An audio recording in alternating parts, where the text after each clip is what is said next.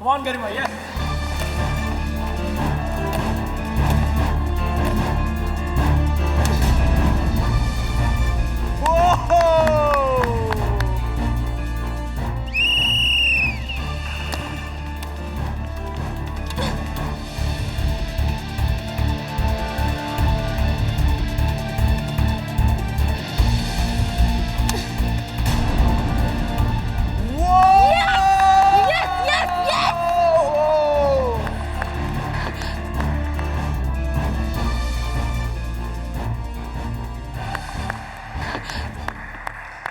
Well played.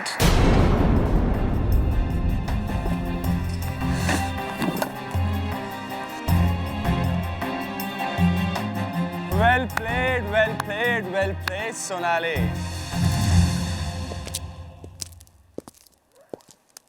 आखिर मेरी coaching कुछ तो काम आई तुम्हारे।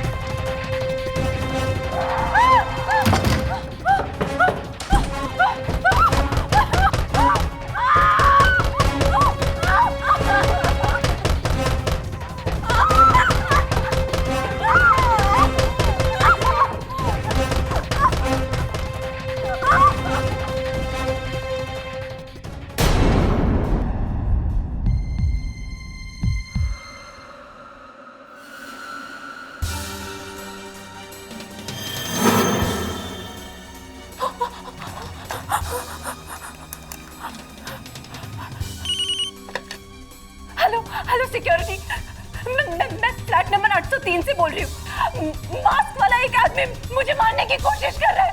हाँ, ऊपर 8वें माले के कॉरिडोर पे। प्लीज जल्दी आओ प्लीज।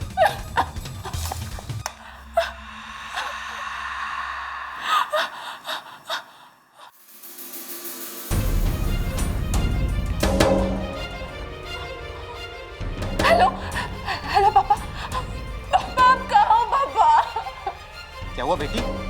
मैं तो कॉरिडोर में हूँ, अभी ऊपर आ रहा हूँ। पापा यहाँ एक आदमी ने मुझे मारने की कोशिश की है पापा। मैंने उस पे गोली चला दी। वो यहीं पे। कौन? किधर? वो फ्लैट के बाहर खड़ा है। पापा प्लीज जल्दी आइए, जल्दी आइए। रुको, मैं पुलिस को फोन करता हूँ। तुम घर के दरवाजे खिड़कियां सब बंद रखना, किसी भी हालत में घर से बाहर मत निकलना। मैं भी ऊपर आ रहा हूँ।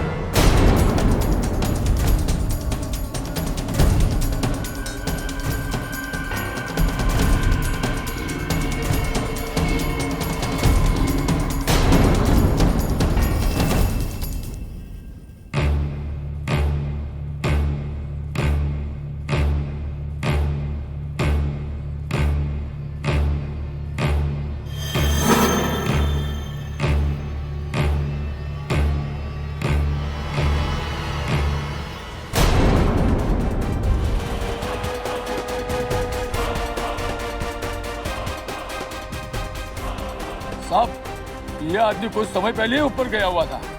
वो सोनाली मैडम के घर।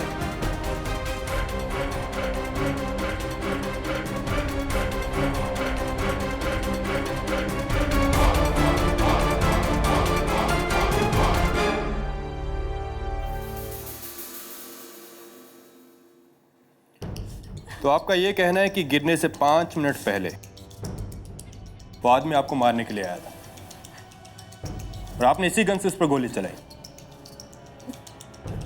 जी, पर ये गन हमारी नहीं है।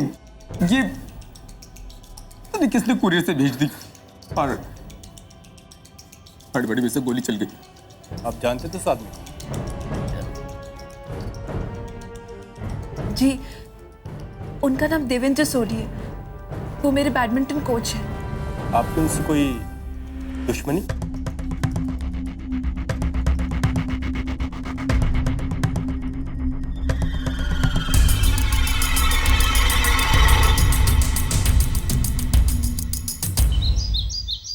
IPC Section 88, act not intended to cause death, done by consent in person's good faith for person's benefit. IPC Section 80, intended to cause death, done by consent in good faith for person's benefit. IPC Section 88, act not intended to... नियति, वो section 9211 के बारे में जानकारी है तुम्हें?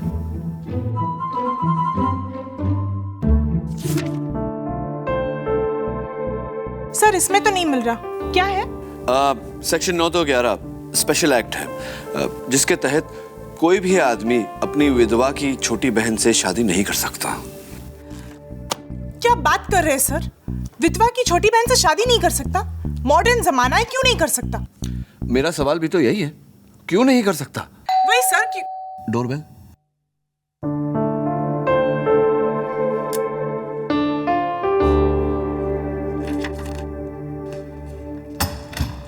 KD पाठक है? जी sir, मैं जगदीश बरुआ, सोनाली बरुआ का father. Sonali Barua, the famous badminton player. Wow! वो तो अगले हफ्ते एशियन ओपन के लिए टोक्यो जाने वाली है। वो टोक्यो जाएगी या नहीं जाएगी, ये आप पे डिपेंड करता है सर। अभी 2 घंटे पहले मेरी बेटी को पुलिस ने पकड़ लिया, कोच सोडी के कत्ल के इल्जाम में। सर, कत्ल उसने नहीं किया, मेरी बेटी ऐसा कर ही नहीं सकती। वो निर्दोष है। एक बहुत बड़ी साजिश है, कोई से फंसा रहा है। Calm down mister Barua, calm down. शुरुआत से बताइए, क्या हुआ? What happened? सर, मेरी बेटी सोनाली बैडमिंटन प्लेयर,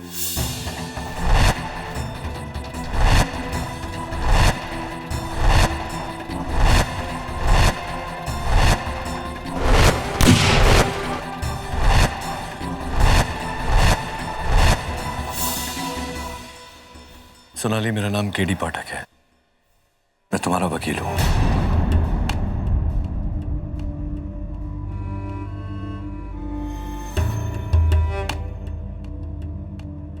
सोनाली, उस दिन क्या हुआ, कैसे हुआ, मैं ये सब डिटेल में जानना चाहता हूं।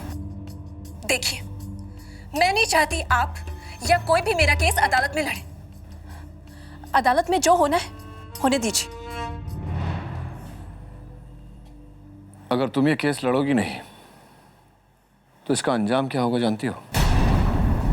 अगले हफ्ते टोक्यो में बैडमिंटन एशियन ओपन है, जहां तुम्हारे जीतने के चांसेस बहुत अच्छे हैं। वहां तो क्या, तुम जिंदगी में कभी कहीं भी बैडमिंटन नहीं खेलोगी। होने दीजिए। जिस खेल की वजह से अगर मेरा करियर बर्बाद होता है तो होने दीजिए। शायद यही मेरी सजा है। किस बात की सजा? ऐसा क्या किया है तुमने? प्लीज केडी, मेरा केस मत लड़ी। मैं आपसे कुछ नहीं कहना चाहती। चले जाइए, प्लीज चले जाइए। और फिर सोनाली ने बालकनी से देखा तो वही आदमी मास्क पहने नीचे कंपाउंड में पड़ा था। उसके बाद पुलिस आ गई और फिर मैं। मिस्टर बरुआ, सोनाली जी की कहानी की कुछ बातें मेरी समझ में नहीं आई। सोनाली जी, आपने कहा आपने उस आदमी पर गोली चलाई। जी। वो डरी हुई थी इसलिए गोली चला दी उस पर। Your honour, Miss Sonali Barua इस देश की लोकप्रिय बैडमिंटन प्लेयर, जिन्होंने एक नहीं कई प्रतियोगिताओं में अनेक मेडल जीते हैं, और आज इस भरी अदालत के सामने एक और मेडल जीतने जा रही हैं। यकीन के साथ झूठ बोलने का medal. Order.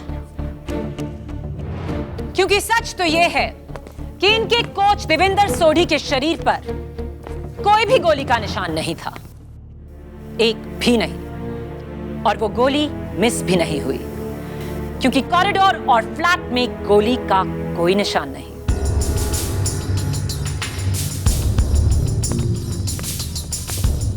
Your honour, evidence में रखी गई इस पिस्टल से एक कार्ट्रिज मिसिंग है, और इस पर सोनाली के उंगलियों के निशान भी।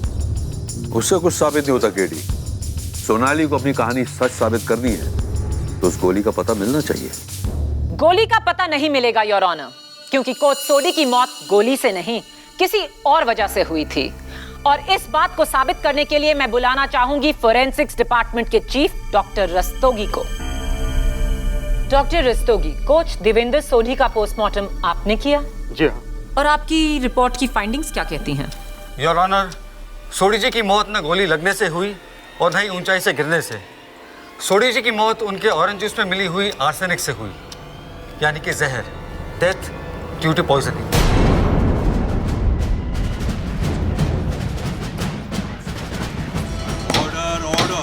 और ये डेथ कब हुई? उनके गिरने से कुछ 40-45 मिनट पहले। एक मिनट, मिस्टर सोढ़ी की बॉडी नीचे कंपाउंड में गिरी दोपहर को 3 बजे, और आपके मुताबिक उनकी मौत हुई 2:20 पर, राइट? जी हाँ।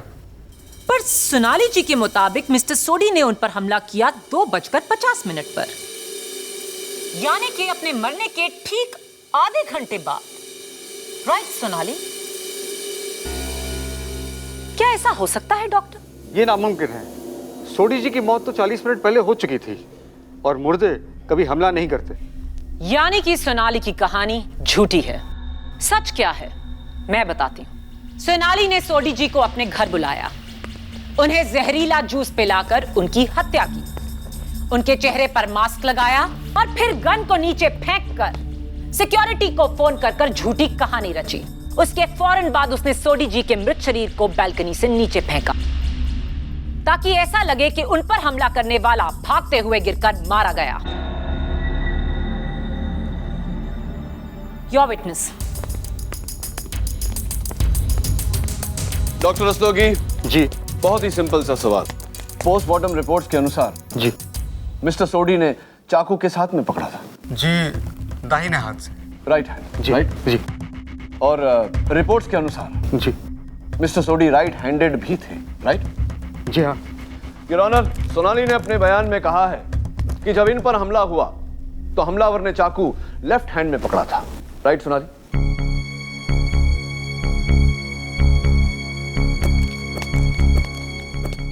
सोनाली, अगर अदालत में तुमने मेरे साथ कोऑपरेट नहीं किया, ये केस हार जाएंगे हम, तुम्हें सजा हो जाएगी। Do you understand that? Your honour, Sonali अगर कहे कि हमलावर ने चाकू लेफ्ट हैंड में पकड़ा था या राइट हैंड में, कोई फर्क नहीं पड़ता क्योंकि उनकी कहानी नकली है। योर ऑनर, सोनाली की कहानी सच्ची है, उसका सबूत ये है, ये पिस्टल और ये कुरियर बॉक्स जो पुलिस को सोनाली के फ्लैट से बरामद हुई थी। योर ऑनर, इस कुरियर कंपनी से मैंने चेक किया है, उन्होंने ऐसा कोई भी कुरियर सोनाली को नहीं भेजा। ये कहानी भी नकली है। That's exactly the point, Your Honor. किसी ने बड़ी चालाकी से ये पिस्टल सोनाली के वहां भेजी ताकि जब वो इस पर हमला करे, सोनाली के पास गोली चलाने के अलावा और कोई चारा न रहे। लेकिन इसका सबूत क्या है? ये गन किसकी है? सोनाली की? नहीं योर ऑनर,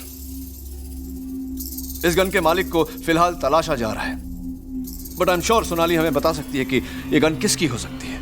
सोनाली, किसी पर शक है तुम्हें? सोनाली बोलो। सोनाली। नहीं, मुझे किसी पे कोई शक नहीं। मुझे किसी से कुछ नहीं कहना है। सॉरी सोनाली जी, जो सवाल मैं आपसे अब पूछने जा रही हूं उसका जवाब आपको हर हाल में देना ही होगा। आपके और आपके कोच मिस्टर सोडी के ताल्लुकात कैसे थे? नॉर्मल थे।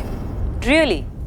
पिछले हफ्ते जब आपने मलेशियन ओपन जीता तो आपने सबको थैंक किया एक टेलीविजन इंटरव्यू में, अपने टीम मेंबर्स को, अपने लोकल ट्रेनर्स को, अपने पापा को, अपने फिजियोथेरेपिस्ट को, लेकिन आप एक नाम लेना भूल गई, अपने कोच का, मिस्टर सोडी।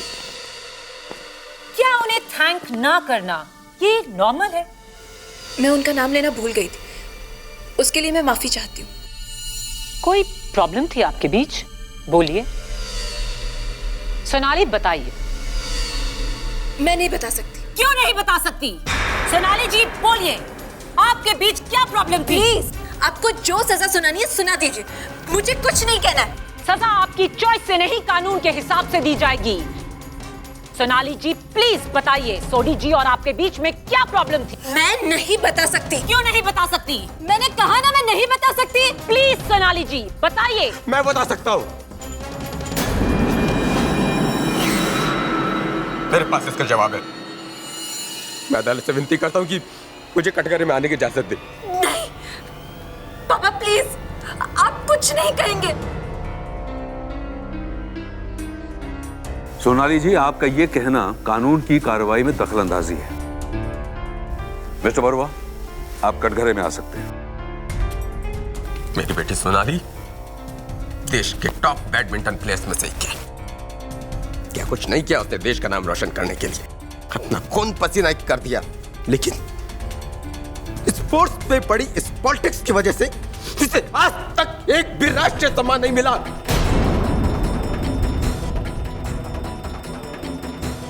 जबकि इतने कम टैलेंटेड प्लेयर्स को सम्मान मिलते आ रहे हैं। इस बात से बहुत दुखी थी ये। मैं भी। आप कहना क्या चाहते हैं? पापा प्लीज।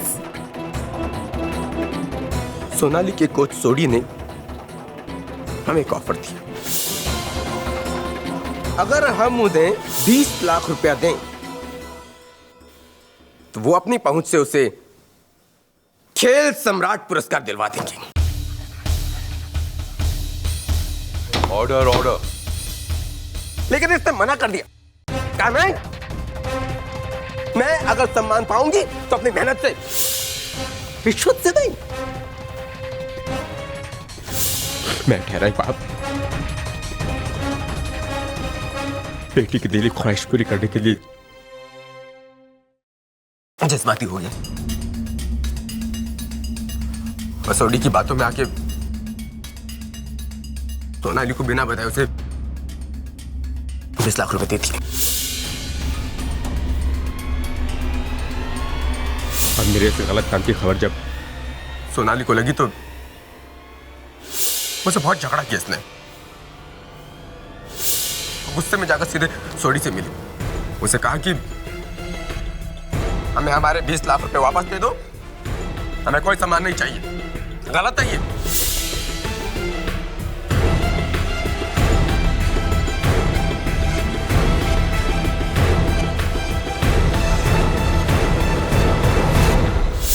हाँ, और इसी वजह से मैं खामोश थी। मैं नहीं चाहती थी कि मेरे पापा का ये जुर्म अदालत में सबके सामने आ जाए। मिस्टर बरुआ, क्या कोच सोडी ने आपको या सोनाली को वो 20 लाख रुपए वापस दिए? नहीं, आजकल करता रहा लेकिन पैसे वापस नहीं दिए। 1 साल हो गया। आपने बांद्रा में भी एक फ्लैट खरीदा है, उसके लिए एक बैंक लोन भी लिया? हाँ जी। जिसकी EMI आप 8 महीने से नहीं भर पाए। उस बैंक के नोटिसेस ये रहे।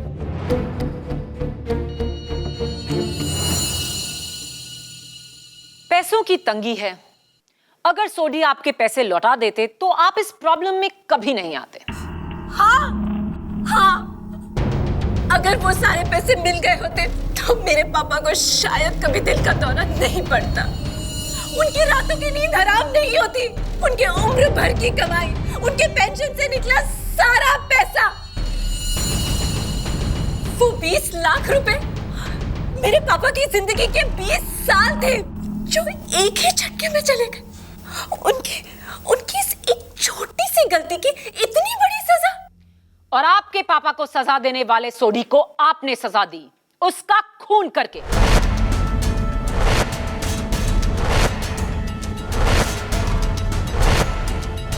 योर ऑनर, सोनाली मिस्टर सोडी की हत्या कर ही नहीं सकती क्योंकि मिस्टर सोडी उस दिन सोनाली के फ्लैट में गए ही नहीं। वो हमलावर जिसने मास्क पहनकर सोनाली पर हमला किया था वो मिस्टर सोडी नहीं, कोई और था।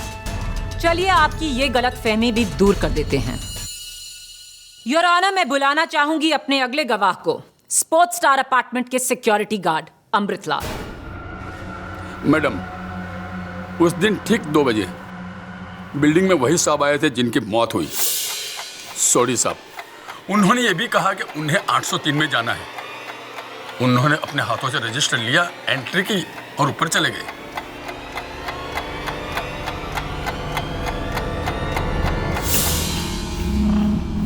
ये है उस सोसाइटी के रजिस्टर की कॉपी। योर ऑनर, ये खुद मिस्टर सोडी का लिखा आखिरी सबूत है, जहां उन्होंने लिखा है कि वो दोपहर के 2 बजे सोनाली के फ्लैट 803 में उससे मिलने आए।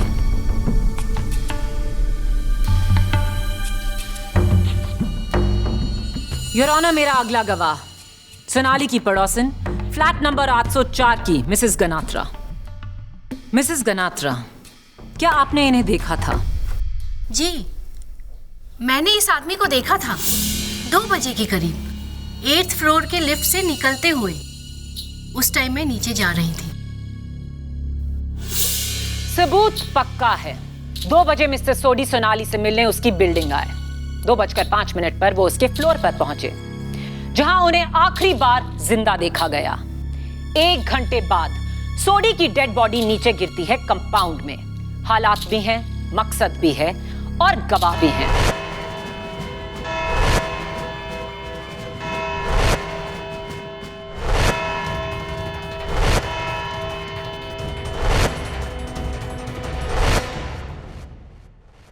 सोनाली, तुम अपने पिता का जुर्म छिपाना चाहती थी, इसीलिए नहीं चाहती थी कि तुम्हारा केस अदालत में आए। मैं ये बात जानता था, लेकिन अदालत में मैं खामोश रहा क्योंकि मैं नहीं चाहता था कि तुम्हारा केस कमजोर पड़ जाए। देखो सोनाली, अदालत में तुम्ही ने कहा कि तुम्हारे पिता को उनके किए की सजा मिल गई है, तो अब किस बात की सजा देना चाहती हो उन्हें? Sonali, please try and understand. अगर तुमने कोऑपरेट नहीं किया तो इतने संगीन जुर्म के लिए तुम्हें फांसी की सजा भी मिल सकती है। और एक जवान बेटी को फांसी पे चढ़ता देख एक बाप के लिए इससे बड़ी सजा कोई नहीं होती। अगर तुम्हें अब भी लगता है कि मुझे तुम्हारा केस नहीं लड़ना चाहिए तो I guess it's your life. Please kid, मुझे बचा लो, मैं बेकसूर हूं। मैं जानता हूं, सिर्फ तुम्हारे मुंह से सुनना चाहता था। अब तुम और मैं मिलकर अदालत में भी ये बात साबित कर देंगे। बैडमिंटन में कहते हैं ना, game set and match.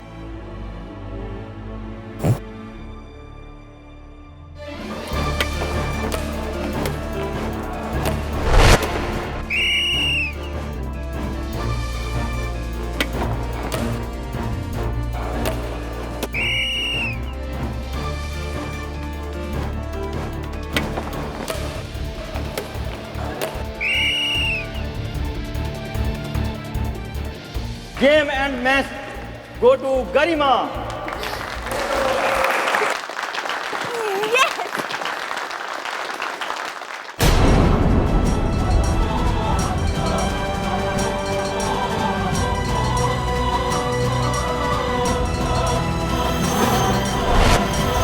Port star apartment के 8th फ्लोर से एक आदमी 9-2-11 कैसे हो गया? कंफ्यूजिंग।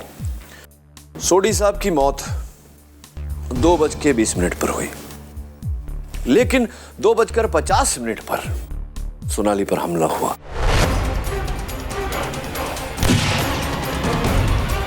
और 3 बजे सोडी साहब की लाश जमीन पर गिरी। सर, या तो सोनाली सच कह रही है या फिर फॉरेंसिक रिपोर्ट्स। आई थिंक दोनों सच बोल रहे हैं।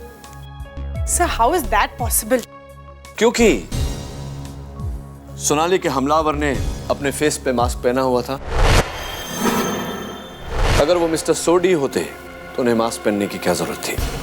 पॉइंट नंबर 2, सोनाली ने जेल में मुझसे कहा था कि हमलावर ने चाकू लेफ्ट हैंड में पकड़ी थी, जबकि सोडी राइट हैंडेड था। पॉइंट नंबर 3, जब सोनाली ने अपने हमलावर पर गोली चलाई तो हमलावर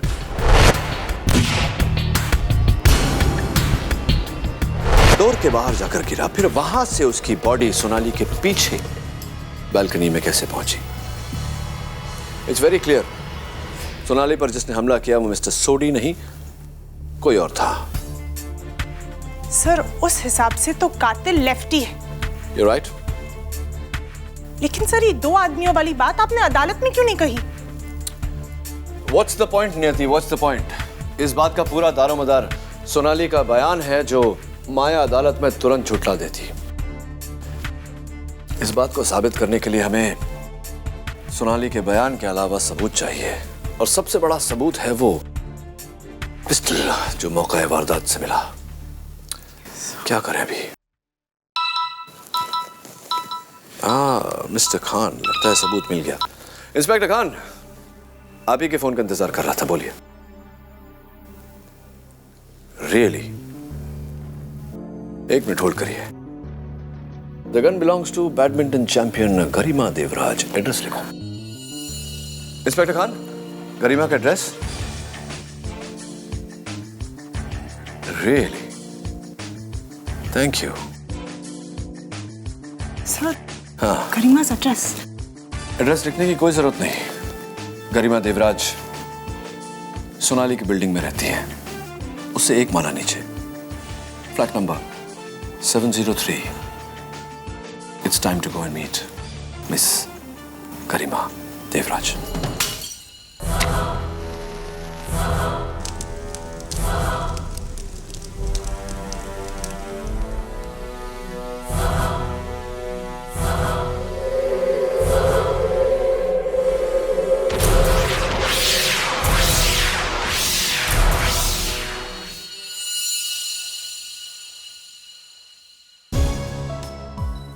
अमृतलाल जी, आप लेफ्ट हैंडेड हैं? जी साहब। ये वही रजिस्टर है जिस पर मिस्टर सोडी ने साइन किया था? जी साहब। केडी, इस पर कानून की मोहर भी है। ध्यान से देखोगे तो इस पे एक मोहर और लगी है। उस दिन गरिमा से मिलने 1 बजे दिनेश मदन आया था।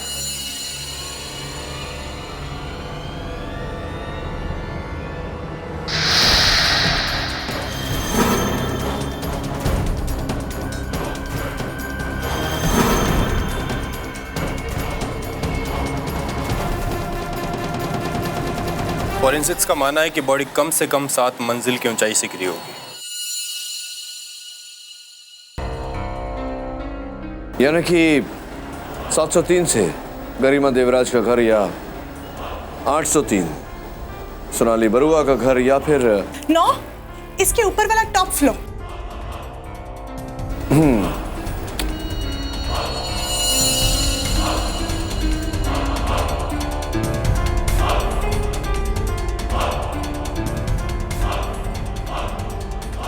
मिस्टर बरुआ, लगता है ऊपर वाला फ्लैट बंद है।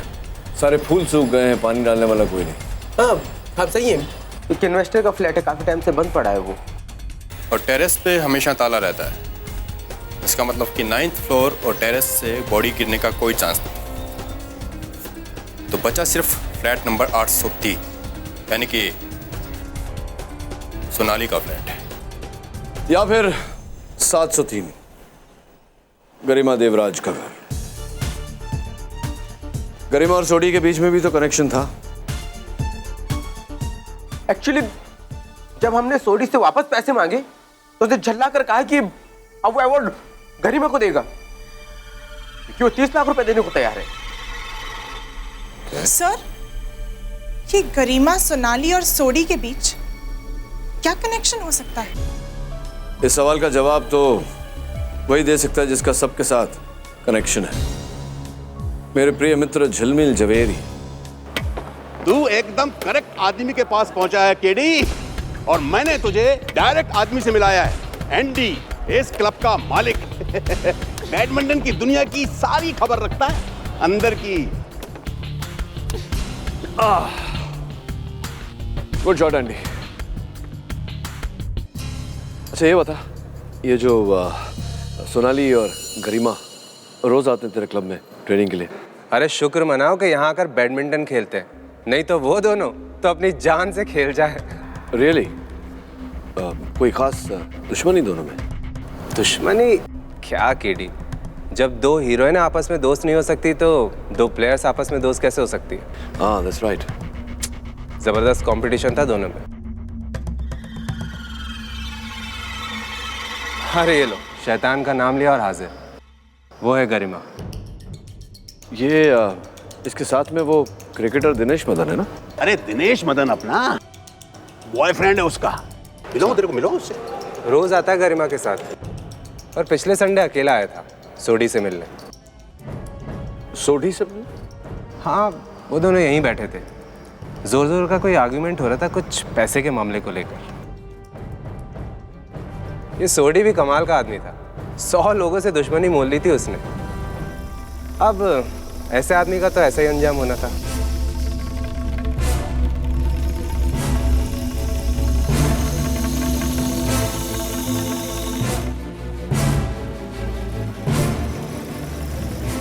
ये गरिमा लेफ्ट हैंडेड है। दोनों से मिलाओगे तेरे को? नहीं झिलमिल, मिलेंगे, लेकिन इस कोर्ट पर नहीं, उस कोर्ट में। गरिमा, ये 9 मिलीमीटर पिस्टल आपकी है? जी हाँ।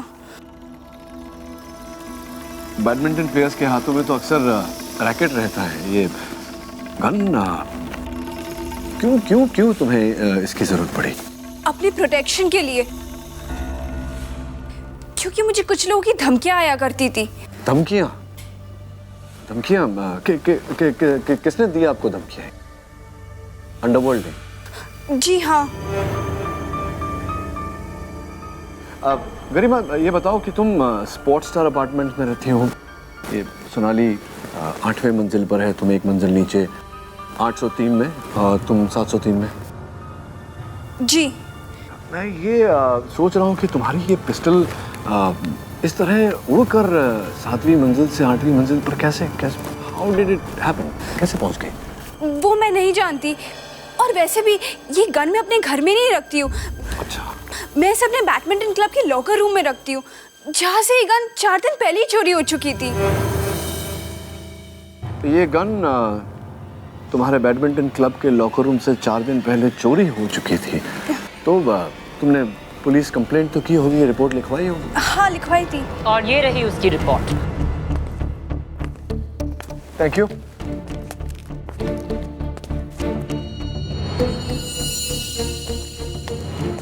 तो गरिमा, मिस्टर सोडी जिनकी हाल ही में उनका और तुम्हारा क्या रिश्ता था? वो सोनाली से पहले मेरे कोच हुआ करते थे। अच्छा, तो तुमने उन्हें ये खेल सम्राट अवार्ड के लिए रुपए दिए थे? नहीं दिए थे। जी नहीं दिए थे। तो क्या उस दिन मिस्टर सोडी तुमसे मिलने आए थे तुम्हारे घर? जी नहीं। और क्या मिस्टर सोडी तुम्हारे प्रिय दोस्त जो हैं क्रिकेटर दिनेश मदन उन्हें जानते थे? जी नहीं। वो दोनों एक दूसरे को नहीं जानते थे? नहीं। वो दोनों एक दूसरे को नहीं जानते? Are you sure? Yes. You're sure. Thank you. That's all, Your Honor. Prosecution. गरिमा, जब तुम्हारी गन चोरी हुई तो तुम्हें किस पर शक हुआ? सोनाली पर, क्योंकि उस दिन सोनाली 10 मिनट पहले उस खाली लॉकर रूम में गई थी और उसने उस दिन रिसेप्शन से गलती से मेरी चाबी ले ली थी। गलती से? 10 मिनट का वक्त काफी होता है अकेले लॉकर में गन को चुराने के लिए और चाबी लौटाने के लिए। इसका कोई गवाह? हाँ है, एस क्लब के मालिक एंडी। जी, गरिमा बिल्कुल सच कह रही है। सोनाली ने खुद मुझे उसके लॉकर की चाबी रिसेप्शन पर लाकर दी और कहा कि वो उसे गलती से ले गई थी। क्या ये बात सच है? जी, लेकिन मैंने उसके लॉकर से कुछ चुराया नहीं। योर ऑनर, आई होप हम सब समझ रहे हैं कि गरिमा की गन सोनाली तक कैसे पहुंची। क्लियरली किसी नकली कुरियर से तो नहीं। एंडी, हर चाबी की कॉपीज होती है, डुप्लीकेट्स। तो गरिमा के लॉकर की जो चाबियां थी, डुप्लीकेट चाबियां, वो कहाँ, किसके पास रहती थी? एक्चुअली हर लॉकर की चाबी की 2 कॉपीज रिसेप्शन पर होती है। राइट। लेकिन इस घटना से एक दिन पहले उन दोनों में से एक चाबी दिनेश लेकर गया था, ये कहकर कि गरिमा ने वो चाबी मंगवाई थी। Dinesh, mister Dinesh Madan. Your honour, mister Dinesh Madan, India के rising middle order right handed batsman. Left handed. Right. Sonali पर जिसने हमला किया वो भी लेफ्ट हैंडेड था मिस्टर मदन। खैर, ये जो गरिमा के लॉकर की चाबी आपने ली थी वो कब, किस दिन पर ली थी, याद है? Do you remember? जी हाँ, ली थी। आई थिंक लास्ट संडे को, रविवार को। और मिस्टर सोडी, उन्हें कितनी अच्छी तरह से जानते थे आप? दोस्ती, गहरी दोस्ती? जी नहीं, मैं सोडी को नहीं जानता। कमाल है मिस्टर मदन, आप मिस्टर सोडी को जानते नहीं, पहचानते नहीं, कभी मिले नहीं उनसे। फिर रविवार को, उसी रविवार को जिस रविवार को आपने गरिमा के लॉकर की चाबी दी थी, उसी रविवार शाम को आप मिस्टर सोडी के साथ एंडी के क्लब में बैठकर कॉफी पी रहे थे। मेरे पास सिक्योरिटी कैमरा फुटेज है, आप चाहें तो मैं आपको दे देता हूं। How is it? जी वो मैं ऑर्डर। हाँ, क्या बोल रहे थे? मैं मिला था सोडी से उस शाम, लेकिन आप मिले थे उस दिन शाम को। तो मिस्टर मदन, अब ये बताइए कि आपसे पहले गरिमा और अब आप क्यों झूठ बोल रहे थे कि आप मिस्टर सोडी को जानते ही नहीं? वाई? क्योंकि अगर मीडिया को पता लग जाता कि मैं सोडी से क्यों मिल रहा हूं तो आप समझ सकते हैं। मीडिया का डर छोड़िए मिस्टर मदन और अदालत का डर पैदा करिए और सच सच बताइए कि उस शाम आपने मिस्टर सोडी को थप्पड़ क्यों मारा था? थप्पड़? मैंने कोई थप्पड़ नहीं मारा उसे। थप्पड़ मारा था आप? जैसा मैंने कोई थप्पड़ नहीं मारा, मैंने उसे सिर्फ धमकी दी थी। धमकी दी थी? चलिए, इतना तो माना आपने। क्यों बा क्यों धमकी दी थी? वो मैं क्या है कि सोडी के पास मेरे और गरिमा के कुछ फोटोग्राफ्स थे जो स्कैंडल क्रिएट कर सकते थे, और वो काफी टाइम से गरिमा को ब्लैकमेल भी कर रहा था। ब्लैकमेल। तो कितने क्या रकम मांगी गई थी? 50 लाख रुपए के लिए। 50 लाख। और उसका पहला इंस्टॉलमेंट 5 लाख रुपए मैंने सोडी को शाम को दिए भी थे। राइट मैं समझ गया। तो बाकी की रकम 45 लाख रुपया देने के लिए आपने मिस्टर सोडी को उस दिन गरिमा के स्पोर्ट्स स्टार अपार्टमेंट वाले फ्लैट में 703 में उन्हें बुलाया। जी ये झूठ है। मैं उसे भला वहां क्यों बुलाऊंगा? मैं तो वहां था ही नहीं। ये बिल्कुल झूठ है। आप नहीं थे वहां। आप थे वहां। बिल्डिंग के रजिस्टर में आपकी एंट्री है जिसकी ये जेरॉक्स कॉपी है। आप ही का नाम है, आप ही का सिग्नेचर।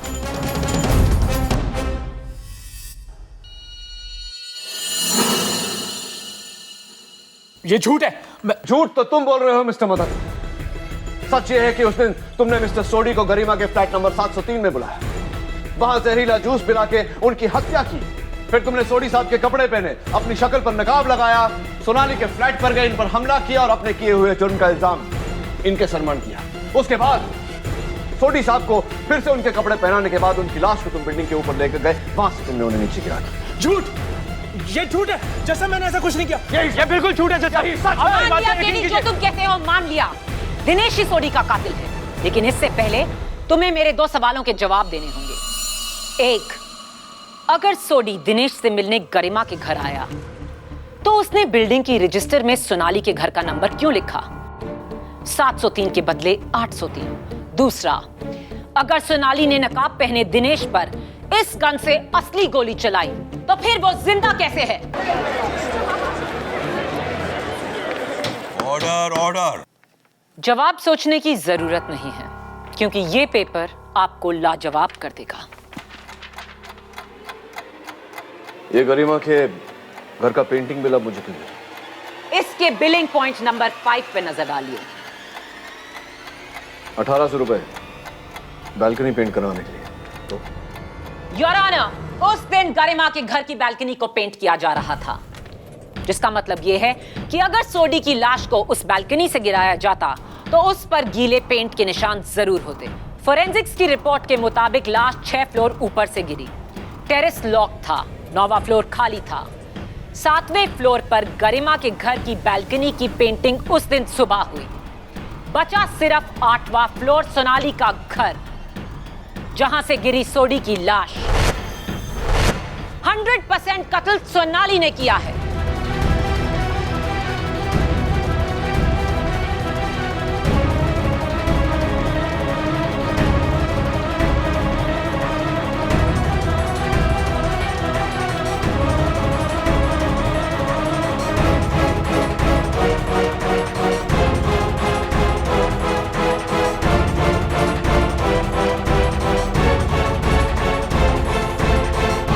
सोच रहे हो कीडी? अपनी इस पहली हार का सामना कैसे करोगे? फैसला अभी बाकी है मिस माया। और फैसला क्या है हम दोनों जानते हैं।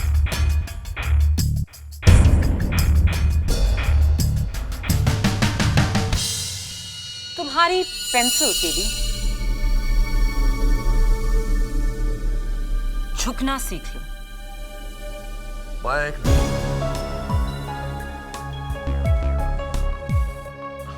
चिंता मत करो, बालों में कुछ।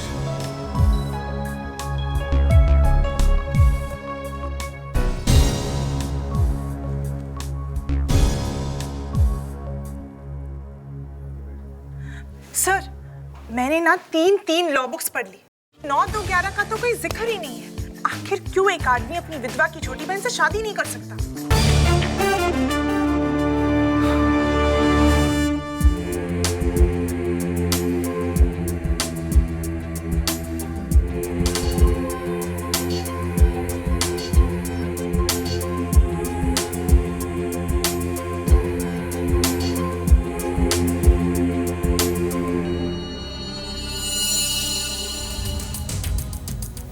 है सर?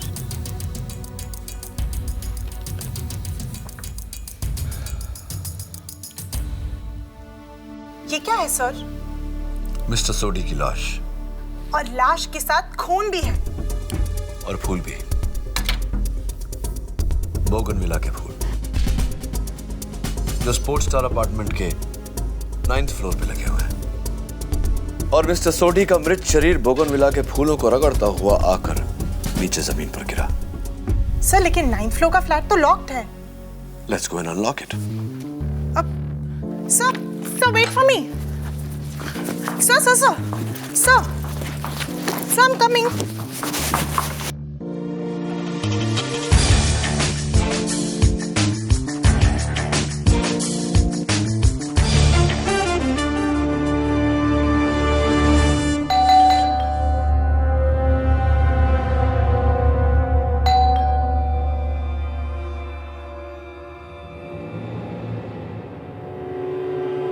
सर, मिस्टर बरुआ ने पहले ही कहा था यहाँ पर कोई नहीं रहता। राइट। क्या चाहिए आपको? सर क्या करें? मैं देती हूँ। सर कौन?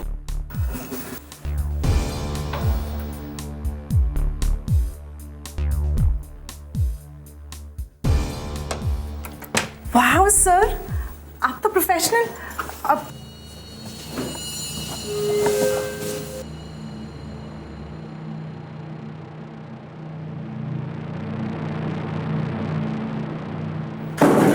सर यहाँ पर तो ऐसा कुछ दिख ही नहीं रहा जिससे लगे किसी का मर्डर हुआ हो।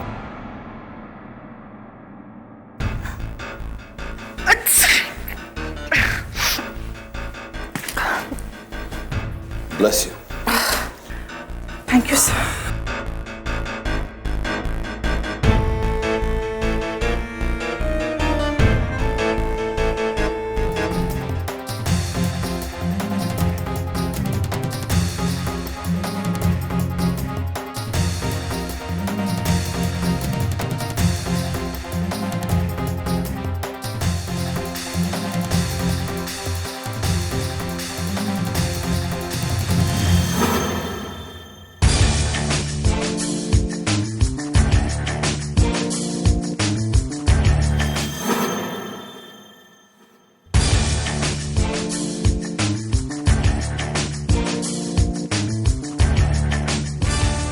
You're a genius, नीति। सही कहा था तुमने। इस फ्लैट में वाकई ऐसी कोई चीज नहीं जिससे ये साबित हो कि खून यहाँ हुआ है।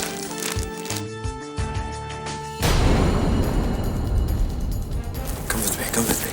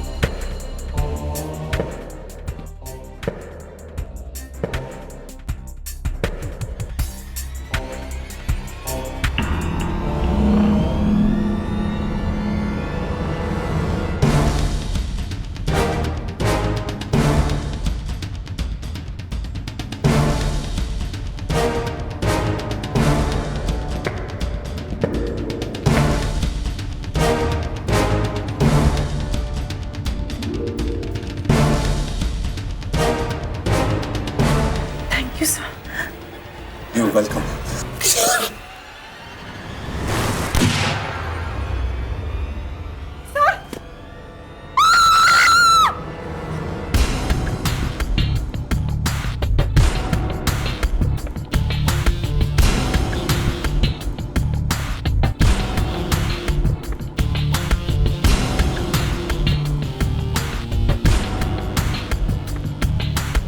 एंडी, मैंने ये फ्लैट कुछ दिन पहले किराए पर लिया था ताकि तुम सोडी की हत्या करके उसे बालकनी से नीचे फेंक सको। पहले साबित करके दिखा, कानून की नजर में मेरा गुनाह क्या है। बिना किसी को बताए इस बिल्डिंग के 9th फ्लोर के फ्लैट को किराए पर लेना? हाँ केडी, हाँ, मैंने वो गन सोनाली के फ्लैट पर छोड़ी। मैंने सोडी को मारा, मैंने उसे फेंका। कैसे साबित करोगे? मैंने इस कमरे से, इस फ्लैट से हर नामो निशान को मिटा दिया। कोई सबूत नहीं है तुम्हारे पास उस मर्डर का। कैसे साबित करोगे केडी? हाँ?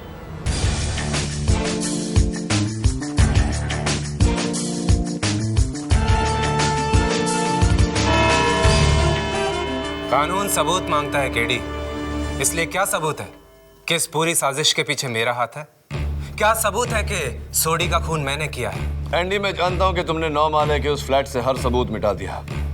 जहर की वो शीशी, वो ग्लासेस, जूस का वो बॉटल, फर्नीचर पर लगे तुम्हारे और सोडी साहब की उंगलियों के निशान, हर सबूत मिटा दिया जो तुम्हें उस जुर्म से जोड़ सकती थी। लेकिन एक चूक कर गए तुम। योर ऑनर, ये टेप। ऐसा टेप तो हर घर में मिल जाएगा केडी, ये कोई सबूत नहीं। आपकी बात ठीक है मिस माया फर्नेस, लेकिन इस टेप की खास बात यह है कि ये एंडी के सामान से बरामद हुई है और फोरेंसिक रिपोर्ट के अनुसार इस पर एंडी की उंगलियों के निशान भी है। इसी टेप से एंडी ने कुरियर का वो पार्सल सील किया था जिसमें पिस्तौल था और जो सोनाली के घर के बाहर रखी गई थी। योर ऑनर, अगर इस टेप का सिरा इस कुरियर बॉक्स के सिरे से मिल जाता है तब तो यह साफ साबित हो जाएगा कि यह सब एंडी का ही किया धरा है।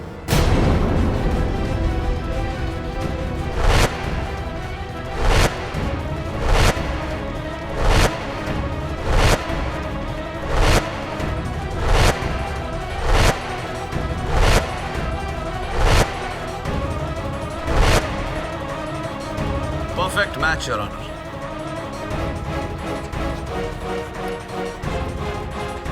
Quite please, quiet. अब बताओ एंडी, अब तो तुम्हारे बचने का कोई रास्ता बाकी नहीं रहा। हाँ, सोडी ने मुझसे 30 लाख रुपए लिए थे इस बात का प्रॉमिस लेकर कि वो मेरे स्पोर्ट्स क्लब को नेशनल ट्रेनिंग सेंटर बना देगा, लेकिन बिना कुछ किए वो मेरे सारे पैसे खा गया। मैं जानता था कि सोनाली की उससे दुश्मनी है, इसलिए मैंने चुपके से सोनाली के ऊपर वाला फ्लैट किराए पर लिया और सोडी को अपने घर पर बुलाया। लेकिन मैंने जानबूझकर उसे गलत एड्रेस दिया, 803 सोनाली का फ्लैट। इसीलिए उसने नीचे रजिस्टर में भी वही एंट्री की और लिफ्ट से 8वें फ्लोर पर उतरा, जहां मैं पहले से उसकी राह देख रहा था। अरे सोडी जी, अरे आप यहाँ क्या कर रहे हैं? मेरा फ्लैट तो इसके ऊपर वाले फ्लोर पर है, 903। लेकिन आपने तो मुझे फ्लैट नंबर 803 बताया था।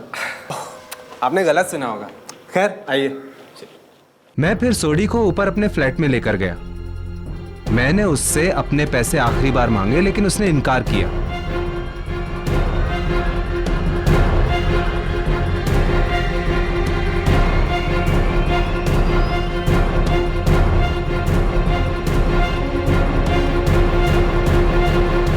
मैंने टॉपिक बदला।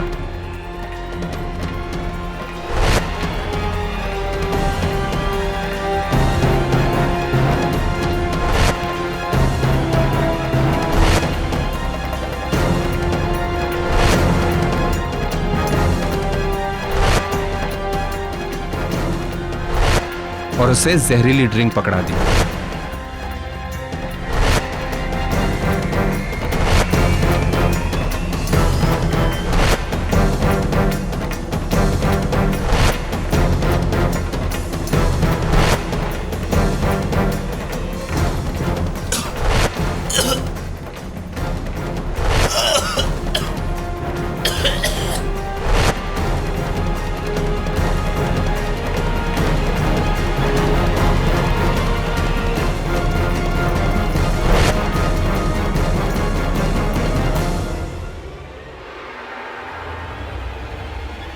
ड्रिंक के असर से सोडी की मौत हुई। फिर मैंने एक बुलेट प्रूफ जैकेट पहना और उसके ऊपर एक गाउन पहना और अपने चेहरे पर एक मास्क लगाया।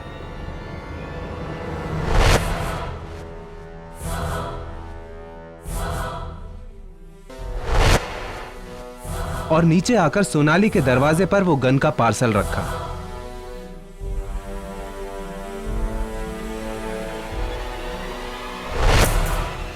और फिर मास्क पहने सोनाली पर हमला किया। सोनाली ने घबराकर मुझ पर गोली चलाई और दरवाजा बंद कर दिया। मैं भागकर वापस ऊपर अपने फ्लैट में आया और सोडी की लाश को मैंने वही गाउन और मास्क पहना दिया।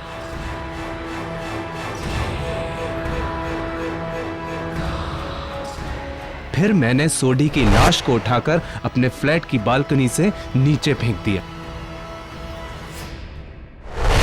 मान गए केडी, बिना सबूतों के जुर्म कैसे साबित किया जाता है, ये तुमने आज साबित कर दिया।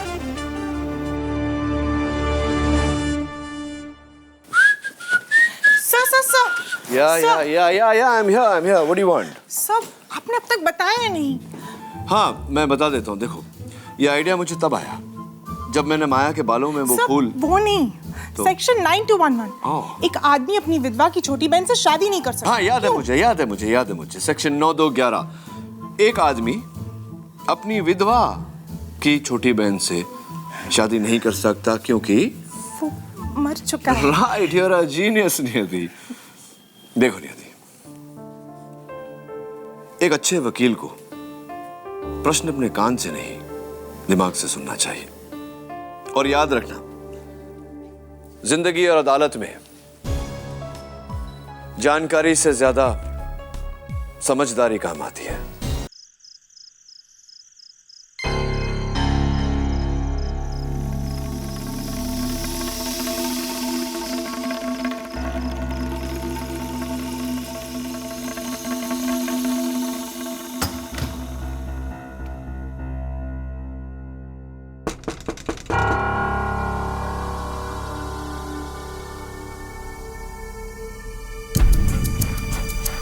कौन? इतने भी क्या मसरूफ हैं आप कि अपनी बीवी को नहीं पहचानते? अच्छा, तुम हो। पूजा शुरू होने वाली है, सब लोग नीचे आ चुके हैं। अरे भाई, हमारा काम ही हमारी पूजा है। तुम तुम्हारी पूजा करो, मैं मेरी पूजा करता हूँ। अरे लेकिन पूजा तो हमने आप ही के लिए रखवाई है ना। अरे रेणुका, इलेक्शन सर पे है और अभी बहुत काम बाकी है। ठीक है, मैं चलती। और सुनो, जाते जाते दरवाजा बंद कर देना। एक काम करिए ना, आप खुद ही दरवाजा अंदर से बंद कर दीजिए। ठीक है, मैं ही बंद कर लेता हूँ। पान सिंह, नरेश कुमार।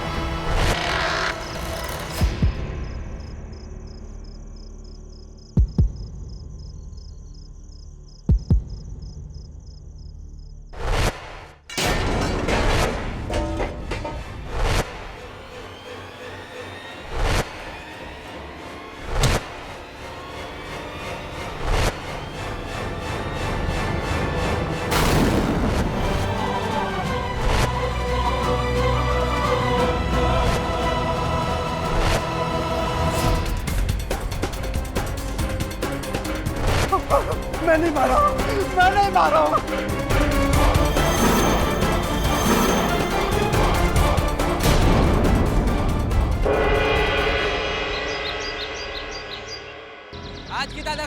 ताज़ा खबर, होने वाले मुख्यमंत्री निरंजन साय का खून, आज की ताज़ा खबर, आज की ताज़ा खबर। हम अपनी माँ की कसम खा के कहते हम खून नहीं किए, हम वहां सिर्फ चोरी करने गए थे।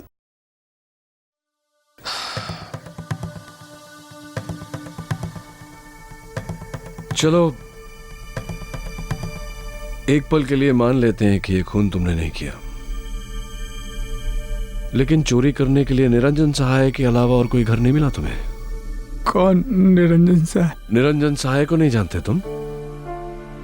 अरे साहब, गरीब आदमी को अपने पेट से फुर्सत मिले तब ना वो कुछ और जाने। गांव में बीवी बच्चों का बहुत बुरा हाल है साहब। बैल बिक गए, जमीन गिरवी पड़ी, शहर में 2 साल से कोई काम नहीं, दिमाग खराब हो गया साहब। बस्ती में भाई है वो जगन भाई, वो बोला कि बंगला में बहुत पैसा है। जमीर को मार के हम गए जिंदगी में पहला बार चोरी करने के लिए।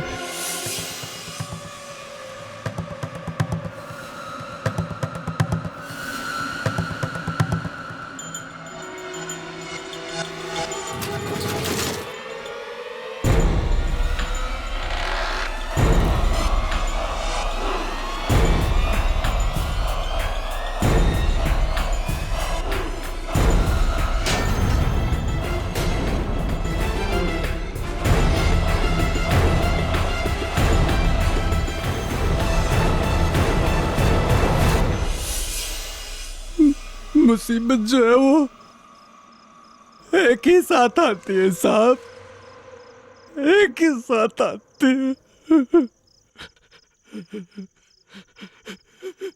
देखो चंदू, तुम्हारी बाकी की मुसीबतों के बारे में मैं कुछ नहीं कह सकता, लेकिन इतना जरूर कहूंगा कि अगर तुम बेगुनाह हो तो इस मुसीबत से मैं तुम्हें जरूर निकालूंगा। नहीं साहब नहीं, अंदर से आवाज आ रही है साहब कि हम बहुत बुरे फंसे, बहुत बुरे फंसे हम साहब। हिंदुस्तान का कानून कहता है इनोसेंट अंटिल प्रूवन गिल्टी। इसका मतलब जब तक तुम्हारा जुर्म साबित नहीं हो जाता तुम बेगुनाह हो।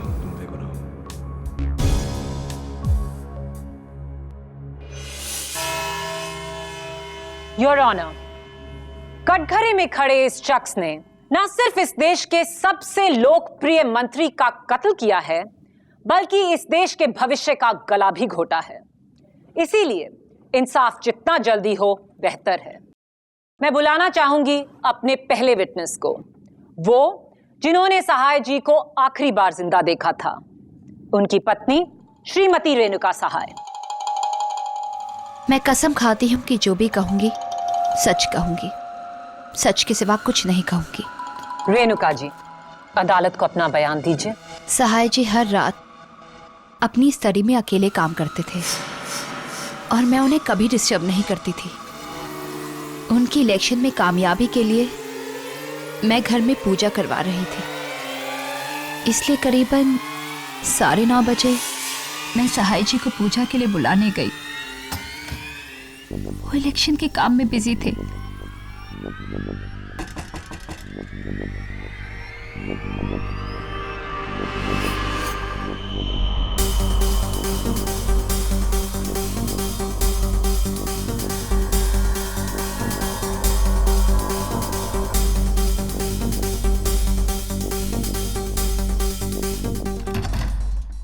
मेरे चाहते ही उन्होंने स्टडी का दरवाजा अंदर से बंद कर लिया। और फिर उसके बाद?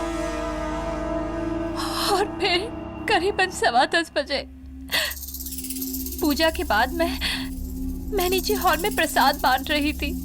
मैंने ऊपर कुछ गिरने की आवाज सुनी तो मैं भाग के ऊपर गई। हाय मैंने देखा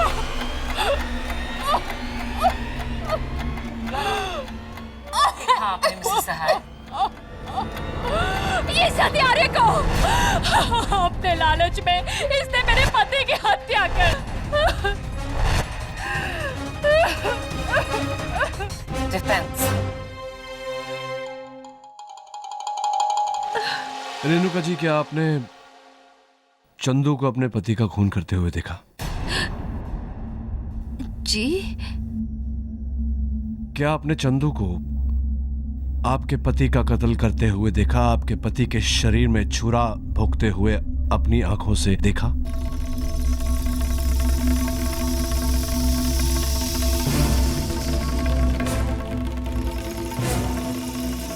नहीं, लेकिन अगर ये नहीं करेगा तो और कौन? No more questions, your honour. Thank you Renuka ji. और अब मैं बुलाती हूं उस चश्मदीद गवाह को जिसने चंदू उर्फ चंदन मुंशी को मौकाए वारदात पे रंगे हाथों पकड़ा। प्रजामन पार्टी के आदरणीय एमपी श्री सहाय के दाहिने हाथ श्री अकरम रिजवी।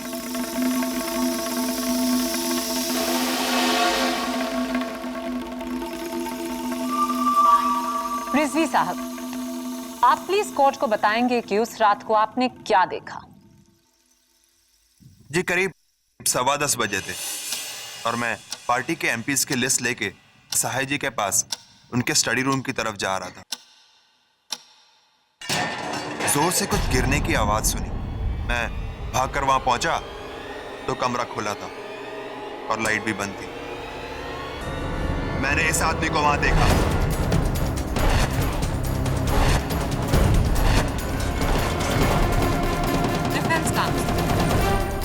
एक ही प्रश्न है रिजवी साहब, क्या आपने चंदू को सहाय साहब का कत्ल करते हुए देखा? नहीं, लेकिन इस आदमी को मैंने मिस्टर रिजवी। Thank you. मेरे अगले विटनेस सहाय जी के पीए अशोक मंकड़ जी। जी, मैं हमारे पार्टी प्रेसिडेंट श्री भानुदास पारिक को उनके बंगले छोड़कर वापस सहाय सर के बंगले पे आया। करीब 10:15 पे अचानक सहाय सर के कमरे से कुछ गिरने की आवाज आई। मैं भागकर ऊपर गया और जाकर देखा कि रिजवी साहब लाइट ऑन किए और सहाय सर नीचे पड़े थे सर। तो आप क्या कहते हैं डिफेंस लॉयर? मिस्टर मंकड़, क्या आपने चंदू को सहाय साहब का कत्ल करते हुए देखा? नहीं, लेकिन इसके उंगलियों के निशान उसके। मिस्टर अशोक मंकड़, जो प्रश्न पूछा जा रहा है उसी का उत्तर दीजिए। बाकी की जानकारी देने के लिए पब्लिक प्रोसिक्यूटर साहिबा है ना हमारे पास।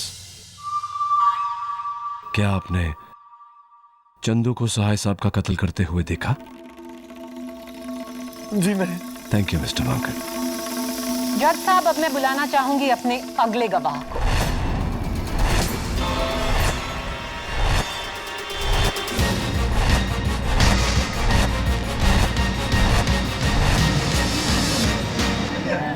Order order. योर ऑनर, सभी की जुबानी हमने सुनी। सिर्फ एक कहानी जिसका एक ही अंजाम हो सकता है कि सहाय जी का खून इस चोर चंदू ने किया। अब ताकि किसी को कोई डाउट ना रह जाए, मैं बुलाना चाहूंगी इस केस की तहकीकात करने वाले सीनियर इंस्पेक्टर श्रीकांत दवे को। इंस्पेक्टर दवे, पुलिस की रिपोर्ट क्या कहती है? पूरी छानबीन के बाद पुलिस इस नतीजे पर पहुंची है कि कत्ल एक कमरे के अंदर हुआ। जिस कमरे में कत्ल हुआ वो अंदर से बंद था, जिसकी सिर्फ एक चाबी थी जो सिर्फ और सिर्फ श्री सहाय के पास थी। और जिस मर्डर वेपन से कत्ल हुआ वो ये चाकू है जिस पर इस आदमी की उंगलियों के निशान है।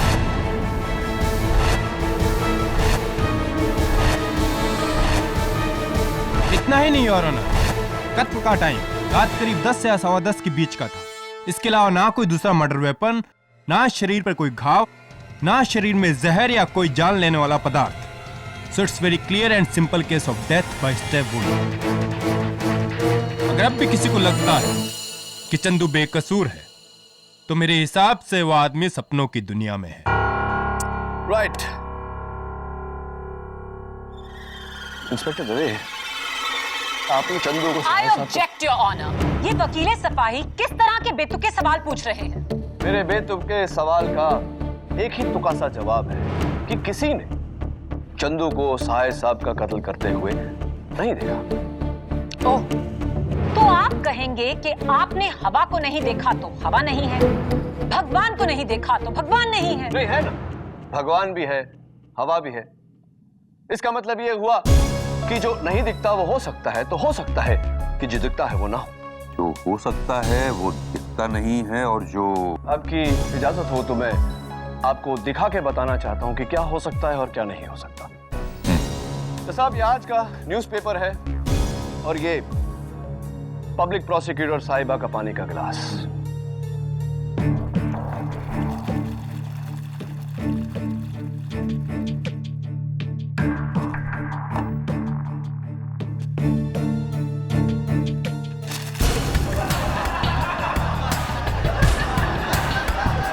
Order order. ये क्या बचपना है केडी? ये बचपना नहीं है your honour.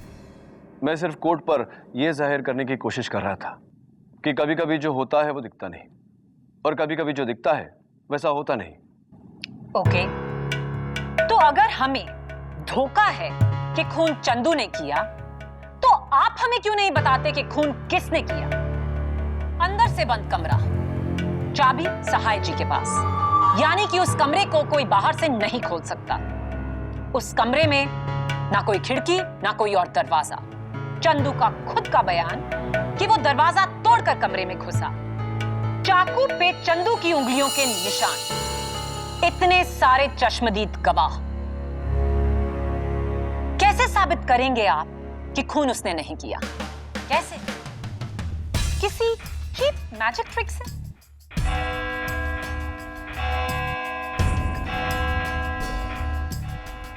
Court is urgent for the day.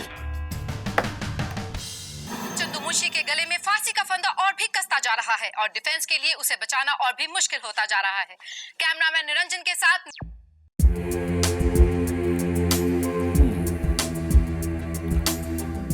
सारे गवाहों के बयान एक जैसे, यानी कि सब सच बोल रहे हैं या सब झूठ। बंद कमरा, न आने की जगह न जाने की, चाकू पर चंदू के उंगलियों के निशान। Something is wrong, something is wrong. कुछ तो गड़बड़ है। अरे गड़बड़ तो इधर है। आज मॉर्निंग को ही मैं सब बुक्स अरेंज करके रखा था और अभी देखो सब उल्टा पुल्टा। तुम्हारा सिस्टम ही गलत है। मिसेस बिलेबोरिया, छोड़िए वो। यहाँ आइए, यहाँ आइए। देखिए देखिए, ये 3 ग्लासेस और ये 3 बॉल्स। ये बॉल यहाँ रखा, इसको टैप किया, वाला। कैसा लगा मेरा मैजिक? मैजिक नहीं, ट्रैजिक। अरे ये ट्रिक तो मेरा 10 साल का ग्रैंडसन भी करता है। सबको पता है कि पहले से ही कप के नीचे बॉल छुपाया है। खाली कप के अंदर पहले से बॉल, यानी कि मर्डर के पहले से ही कोई रूम में छिपा था।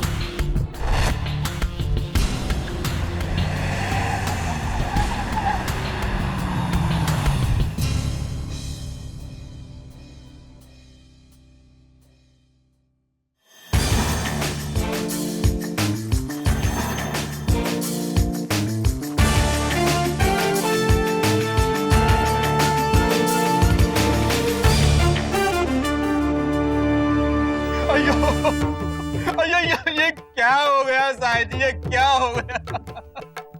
अरे साहिद जी जैसा शरीफ आदमी का कौन खून किया जी? मेरे को बहुत दुख हो गया जी। मेरे को बहुत नटराजन जी, पात्रे जी आप बस बस बस। अरे बहुत अच्छा आदमी था। प्रेस वाला आया क्या? हाँ।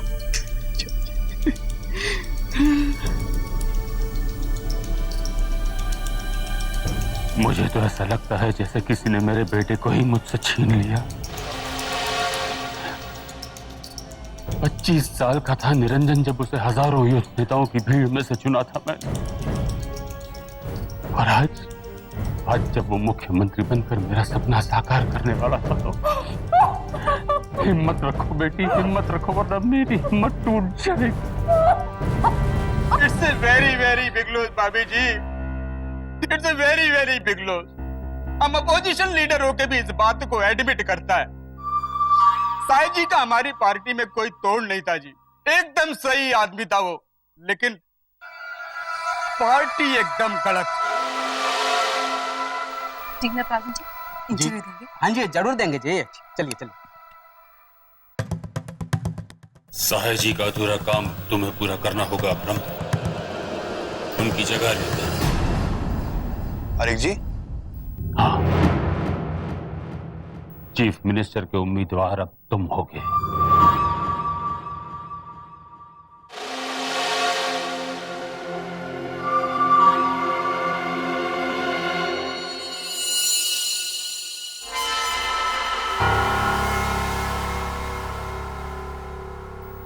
आप हैं?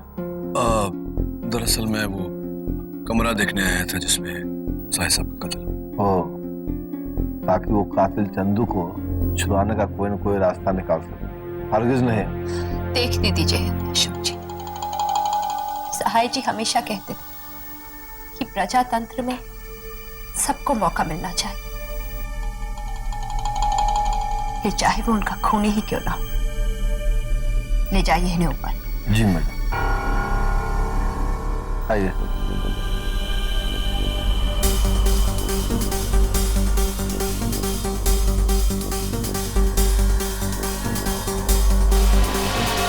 आइए, यही है साहिब साहब का कमरा।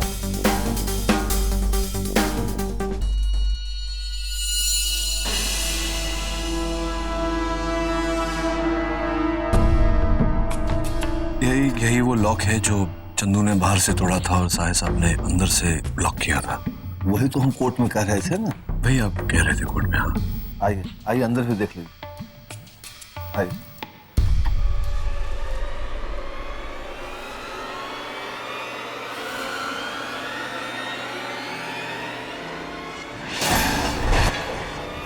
ये वही गमला जो गिरा था। हाँ।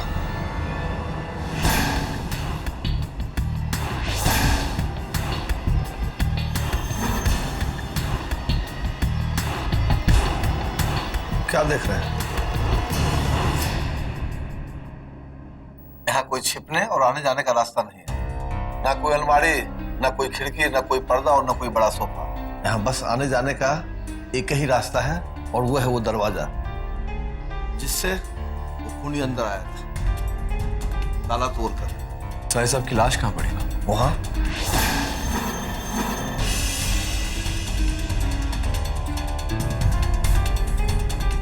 यहाँ इस तरह? हाँ।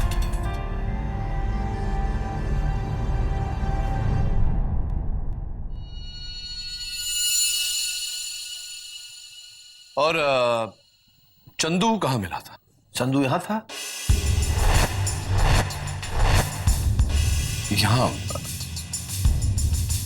मतलब लाश से आप कहेंगे 7-8 फीट दूर? बिल्कुल बिल्कुल।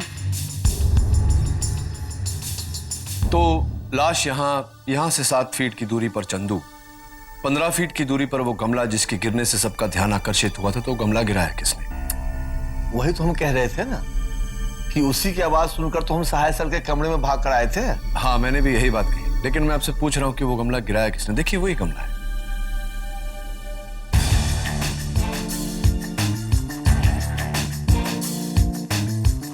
कोई बात नहीं, थैंक यू।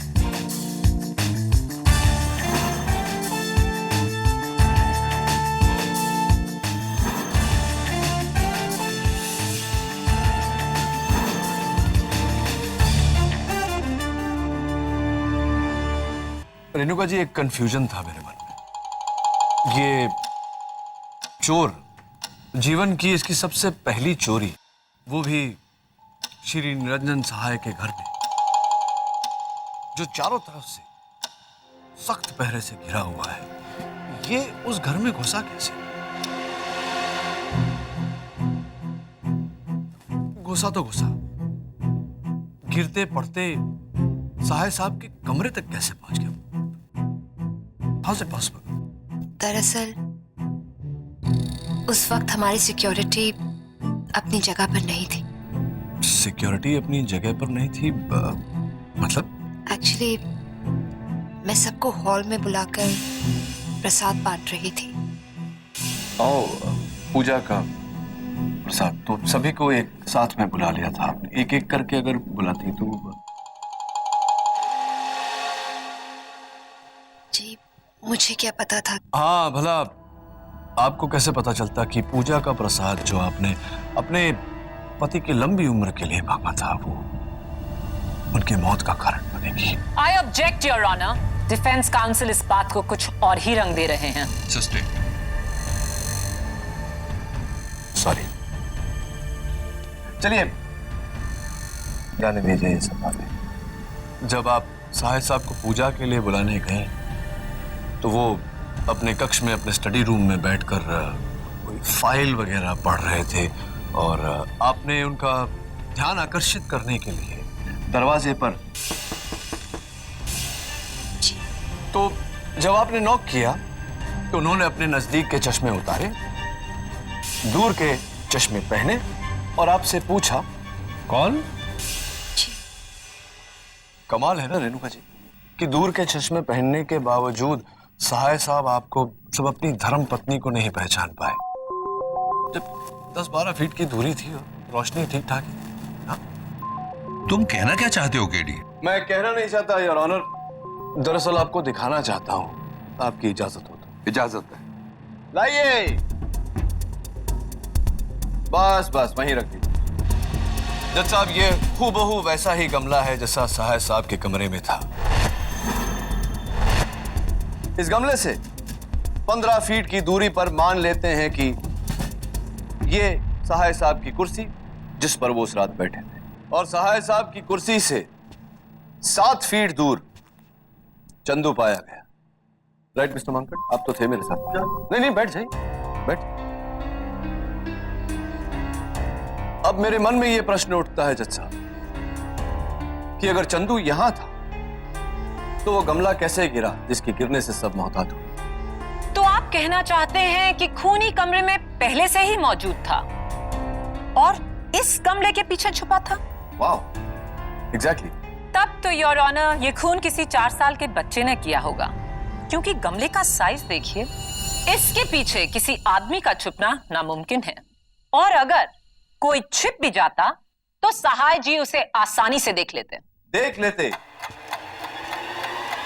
प्रोसिक्यूटर साहब, बिल्कुल देख लेते अगर उनकी दूर की नजर सही होती, लेकिन ऐसा नहीं था। और यही बात साबित करने के लिए मैं अपनी सेक्रेटरी की मदद लेना चाहता हूं, अगर आपकी आज्ञा। इजाजत है। जज साहब, मिसेस बिलमोरिया के आंखों का नंबर ठीक वही है जो मिस्टर सहाय का था, -3, दोनों आंखों।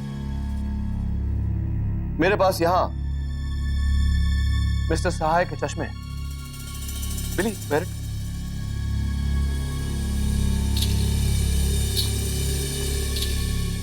हाय मिसेस बिलीमोरिया, यहां इस गमले के पीछे। कौन सा गमला? ये चश्मा गलत है। Thank you Mrs Bilimoria. Can I have the specs back? Thank you. आप बैठिए। ये वही चश्मा है जज साहब जिसे लगाकर सहाय साहब अपनी पत्नी को और उस गमले के पीछे छुपे हुए उस आदमी को नहीं देख पाए, क्योंकि इसका नंबर सिर्फ 0.5 है, -3 नहीं। ये चश्मा गलत है।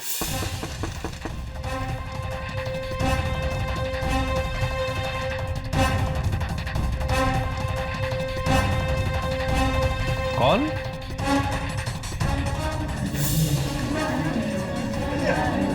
Order order. You mean to say mister Sahay की दूर की नजर का चश्मा बदला गया? जी हाँ, बदल दिया गया। ये गोल्ड प्लेटेड चश्मे सहाय साहब को तोहफे के रूप में दिए थे मिस्टर रिजवी।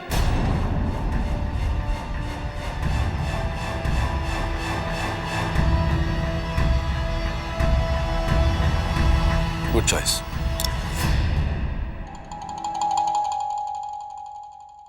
अरे मैं तो भूल ही गया, आपको मुबारकबाद देना।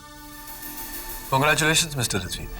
सहाय साहब के बाद पार्टी की तरफ से चीफ मिनिस्टर के नुमाइंदे आप ही हैं।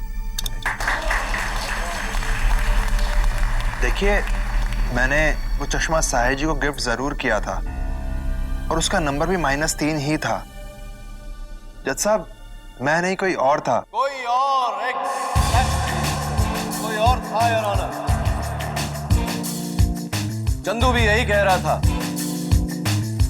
कि कोई और था जिसने खून किया, इसने नहीं। कोई और था योर ऑनर जो सहाय साहब के कमरे में पहले से ही मौजूद था। कोई और था जिसने इस गमले के डायरेक्ट पीछे की बत्तियां बुझाई और सहाय साहब के सीने में छुरा भोंक दिया। कोई और था योर ऑनर।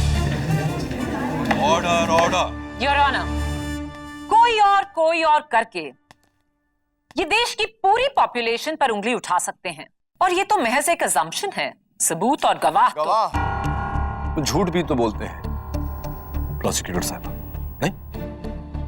उस शख्स ने कत्ल किया, गमले के पीछे छिप गया, चंदू का इंतजार करता रहा। चंदू आया, लॉक तोड़ा, कमरे के अंदर आया, बड़ी होशियारी से कातिल ने गमले को नीचे गिराया और सबका ध्यान चंदू की तरफ आकर्षित किया। बेचारा चंदू पकड़ा गया। Right mister monk? क्या?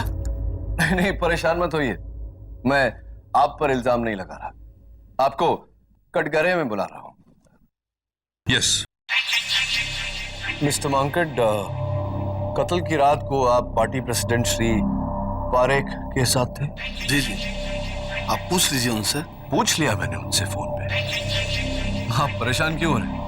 उन्होंने बताया कि आप उनके साथ ही थे, जरा पसीना पूछ लीजिए।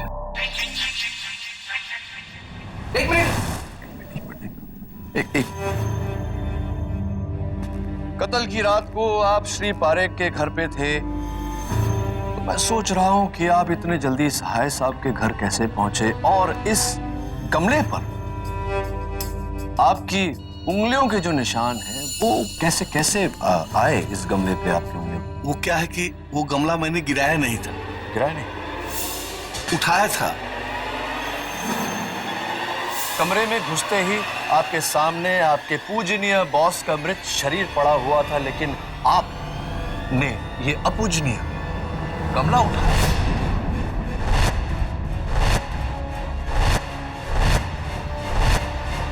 वो नहीं, कोई बात नहीं, जान लीजिए, सोच लीजिए, जाइए बैठे। और जब तक आप सोच रहे हैं, हम बात करते हैं एक ऐसे शख्स से जज साहब, जो अगर ना होता तो शायद आज चंदू कटघरे में ना होता। लक्ष्मी बस्ती के जगन्नाथ शेट्टी उर्फ जगन भाई से। नमस्ते माई बाप। जगन भाई, लक्ष्मी बस्ती वाले सब आपसे डरते हैं, लेकिन अब तो कितने जॉली हैं। तो बताइए कि ये अपना चंदू है, क्या आपकी बातचीत क्या क्या हुआ, क्या आप दोनों के बीच में? साहब, चंदू को सिर्फ अपन इतना बोला था कि बंगला बहुत बड़ा होगा, ऊपर के कमरे ना हमेशा खाली रहते, बोले तो माल बहुत होगा, बस इतना ही बोला था अपन। तो ये भी बता देना चाहिए था कि वो श्री निरंजन सहाय का बंगला है। हो सकता है कि डर कर चंदू वहां नहीं जाता। क्या कहीं ऐसा तो नहीं कि जान के नहीं बताया उसे फंसाने के लिए? I object your honour. अब अगर मैं किसी से कहूं कि 10 फ्लोर की बिल्डिंग से कूदने से मौत हो जाती है और वो फिर भी कूद जाए, तो क्या आप इसका इल्जाम मेरे सर लगा देंगे? बेबुनियाद है डिफेंस की आर्ग्यूमेंट। सस्टेन्ड। तुम्हें कुछ और पूछना है केडी? No more questions. आप बैठिए। मैं बुलाना चाहता हूं मेरे अगले गवाह, my next witness, ex MP mister Prabhudas Mhatre को। मात्रे साहब, मैंने सुना है कि सहाय साहब ने आपको टिकट देने से इनकार कर दिया क्योंकि आपके खिलाफ कुछ करप्शन चार्जेस वगैरह हैं। Is that true? जीवन, मैं नो प्रॉब्लम, जाने दीजिए। कत्ल की रात को आप उसी घर में थे, उसी फ्लोर पर, उसी माले पर, जिस माले पर वो कमरा है जिसमें ये कत्ल हुआ था। Is that true? हाँ, पर मैं बाथरूम में था। हाँ, राइट। आप उस बाथरूम में थे जो उस कमरे से बिल्कुल जुड़कर है जिस कमरे में कत्ल हुआ था। Is that also right? जी हाँ, तो मतलब इस लिहाज से तो आपको सबसे पहले वहां पहुंच जाना चाहिए था, लेकिन आप सिर्फ आखिर में आप वहां पहुंचे, द लास्ट। जी, मैं फोन पर था। फोन पर थे? फोन पर थे आप, आपके कर्ता धर्ता का कत्ल हुआ और आप फोन पर थे। जी मेरी सुनिए आप। हाँ बोलिए। वेरी गुड मिस्टर केडी पाठक, आप मेरे सारे गवाहों को कोई ना कोई मकसद देकर कटघरे में खड़े इस मुजरिम को बेकसूर साबित कर देना चाहते हैं। That's my job, Your Honor. ये किसी आम इंसान का कत्ल नहीं था। सहाय जी इस देश के सबसे पावरफुल नेताओं में से एक थे। ऑब्वियसली उनकी मौत से एक को नहीं, काफी सारे लोगों को फायदा होगा। तो आप क्या कहना चाहते हैं कि वो सब के सब लोग गुनहगार हैं? नहीं, सब नहीं, पर उन सब में से कोई एक गुनहगार जरूर है। वो एक जिसकी उंगलियों के निशान उस चाकू पर पाए गए, चंदू। जज साहब, शायद हो सकता है कि चंदू ने डर के वो चाकू अपने हाथ में ले लिया हो। होता है, ऐसा पहले भी हुआ है। शायद, लेकिन, मगर, किंतु सिर्फ सवाल उठाने से जवाब नहीं मिलते मिलॉर्ड। बंद कमरा, उसमें सिर्फ 2 लोग, एक की मौत इस चाकू से हुई और दूसरे की उंगलियों के निशान इस चाकू पर। चंदू ने खुद कहा कि उस कमरे में और कोई नहीं था। अब आप मुझे बताइए, खून किए बिना चंदू की उंगलियों के निशान इस चाकू पर कैसे आए? अगर आप मुझे ये प्रूफ कर दें मिस्टर डिफेंस काउंसिल, तो मैं माया फडणवीस पब्लिक प्रोसिक्यूटर इस केस में अपनी हार मान लूं। और ये मेरा आपको चैलेंज है।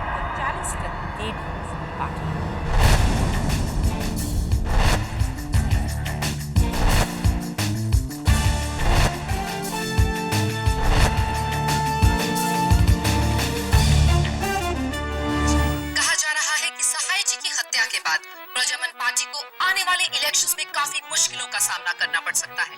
आपका इस बारे में क्या विचार है? ऑपोजिशन पार्टी के श्री नटराजन ये समझते हैं कि सहाय जी के दुखद निधन के बाद आने वाले इलेक्शंस में उनकी पार्टी को गहरा फायदा मिलेगा। लेकिन मैं ये बता दूं कि ये सिर्फ उनकी एक खुशफहमी है। प्रजामन पार्टी में और भी उभरते नेता हैं जो विपक्ष को जमकर टक्कर दे सकते हैं, जैसे कि श्री अकरम रिजवी, जो सहाय जी के परम शिष्य रहकर उनके साथ कंधे से कंधा मिलाया है। यार केडी ये सब क्या हो रहा है यार?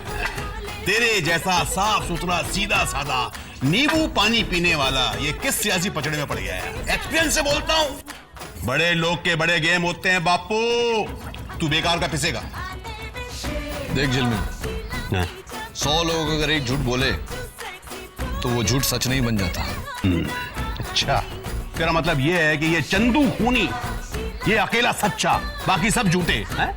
कम ऑन यार, आज की डेट में लोग सगे बाप का भरोसा नहीं करते और तू एक चोर का कर रहा है। अच्छा छोड़िए सब, देख सुन, कल रात एक मस्त फिल्म की पार्टी है, उसमें बड़ी बड़ी हीरोइंस आएंगी। इनविटेशन भी है, चलेगा मेरे साथ? अरे तू क्या कर रहा है यार, मैं क्या बोल रहा हूं तू सुन नहीं रहा? केडी, मैं चलता हूं यार। अरे पार्टी आज नहीं कल है। मैं फोन करता हूं तो। अरे क्या फोन कर रखे? अरे सुन केडी,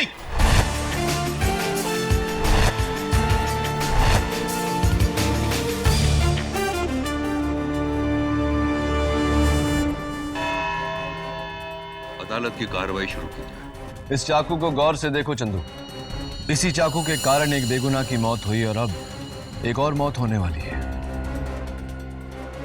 तुम्हारी, क्योंकि इस पर लगे हुए तुम्हारी उंगलियों के निशान तुम्हें फांसी के तख्ते तक पहुंचाएंगे। वकील साहब, ये चाकू मैं कभी देखा नहीं, ये चाकू मैंने कभी छुआ भी नहीं, मैंने कभी नहीं देखा साहब। रोना बंद करो चंदू, रोने से कुछ नहीं होता, निशान है तो है। लेकिन दिलचस्प बात यह है कि तुम्हारे उंगलियों के निशान इस चाकू पर आए कैसे? बी क्लियर केडी, तुम साबित क्या करना चाहते हो? प्रोसिक्यूटर साहब, बहुत परेशान करता हूं मैं आपको, गुस्सा आ जाता होगा। ये लीजिए, किल मी। What nonsense is this? हाँ, चाकू उठाओ, मारो, मुझे आराम मिलेगा तुम्हें। Have you gone crazy, KD? अरे उठाओ चाकू, मारो, मुझे शांति मिलेगी। केडी, क्या हो गया है तुम्हें? क्यों नहीं मार सकती? क्या आज भी तुम मुझसे प्यार करती हो माया? क्या?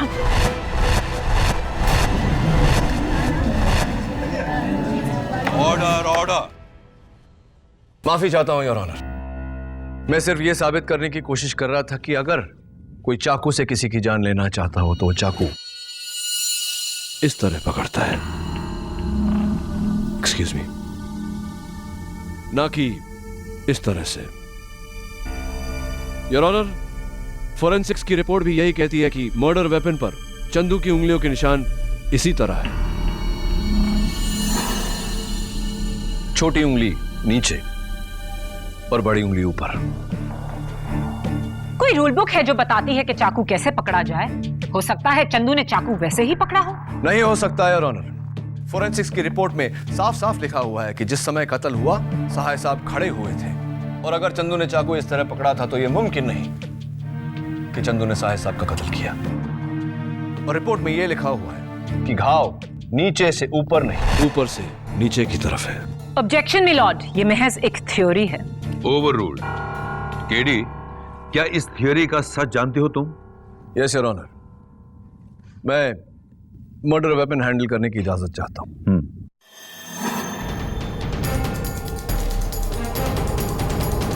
योर ऑनर, सच हमेशा सीधा नहीं होता, कभी टेढ़ा मेढ़ा और कभी कभी तो पूरी तरह घुमाया।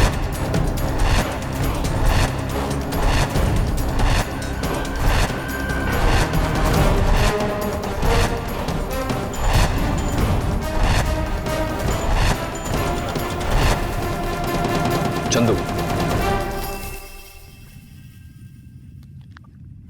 मैं चाहता हूं कि तुम इसे गौर से देखो। भूल जाओ कि ये किसी चाकू का हिस्सा था। अब सोचो कि इसे कहां देखा है तुमने, किसी और चीज पर, जैसे कि चलने की छड़ी या कोई छाता वगैरह। छाता? चंदू, ये लगता बारिश होने वाली है। एक काम कर, ये छतरी लेके जा तू, ठीक है? ये ले। हाँ। चल। और रुक ना। हाँ। ये जो बंगले वाली बात है ना, किसी को बोलना नहीं। हाँ, नहीं बताऊंगा जगन भाई, नहीं बताऊं। क्या थोड़ा सीक्रेट है ना? ठीक है, जा। सुना ये ना, ये छतरी मेरे दोस्त का है रे। तो एक काम कर, मेरा छतरी लेके जा, ठीक है? हाँ, ठीक है। जा। हाँ? क्या कहा तुमने? छाता जज साहब, छाता था। छाता योर ऑनर, यही वो छाता है जो चंदू के हाथों में पकड़ाकर इस हैंडल पर उसकी उंगलियों के निशान लिए गए थे।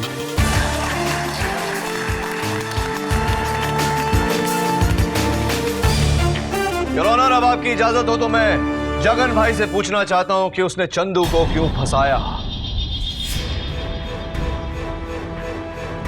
मैंने कुछ नहीं किया साहब, मैंने कुछ भी नहीं किया है साहब। कुछ नहीं किया है तुमने जगन, मर्डर किया है, मर्डर। नहीं, क्योंकि उस हैंडल पर चंदू के उंगलियों के निशान के साथ साथ तुम्हारे भी उंगलियों के निशान मौजूद है। नहीं साहब, ऐसा हो नहीं सकता है। ऐसा नहीं है साहब। उस हैंडल पर तुम्हारे उंगलियों के निशान मौजूद है। नहीं साहब, ऐसा हो ही नहीं सकता साहब। क्यों नहीं हो सकते साहब? इसलिए कि मैंने हैंडल पर प्लास्टिक के कवर डाल के पकड़ा।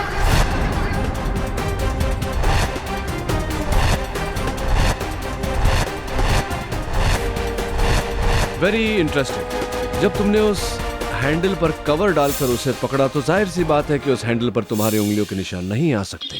माफ करना मुझे जगन भाई, मैंने एक छोटा सा झूठ बोला, लेकिन अब तुम हमें सच बताओगे वरना मैं तुम्हें फांसी के तख्ते तक ले जाऊंगा। साहब मुझे कुछ नहीं पता। मुझे एक फोन आया था साहब, और उसने मुझे कहा कि उसे एक बेवकूफ चोर चाहिए था साहब, जो सहाय साहब के बंगले में 14 नवंबर की रात को ठीक 10:15 बजे घुसेगा साहब। इस काम के लिए मुझे उसने 10 लाख रुपए दिए जो कचरे के डब्बे में थे साहब, और उसी कचरे के डब्बे मुझे एक छतरी भी मिली साहब, जिस पर मुझे चंदू के अंगुलियों के निशान लेने थे। मैं उसको पहचानता नहीं साहब, मैंने सिर्फ उसकी आवाज सुनी साहब। तो ये आवाज जो तुमने सुनी, ये आवाज कैसी थी? मर्दानी, जनानी, किस तरह की थी ये आवाज? साहब वो कोई साउथ इंडियन था साहब। साउथ इंडियन आवाज? एकदम रफ आवाज थी साहब।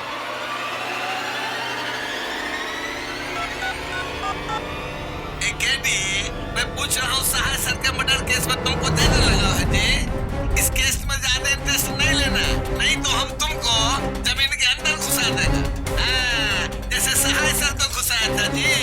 यही यही आवाज थी साहब, यही आवाज थी साहब। केडी, ये आवाज तुम्हारे फोन पर? योर ऑनर, कल सुबह मुझे एक फोन आया एक प्राइवेट नंबर से, और उस आवाज ने मुझे ये धमकी दी। लेकिन मैंने ये ढूंढ निकाला कि वो नंबर क्या है और किसका है। मैं उस नंबर पे फोन लगाऊंगा और वो फोन इसी अदालत में बजेगा, क्योंकि वो शख्स वो है जिसने केवल मुझे धमकी नहीं दी बल्कि इस साजिश को रचा है और साहे साहब का कत्ल भी किया है। इजाजत है।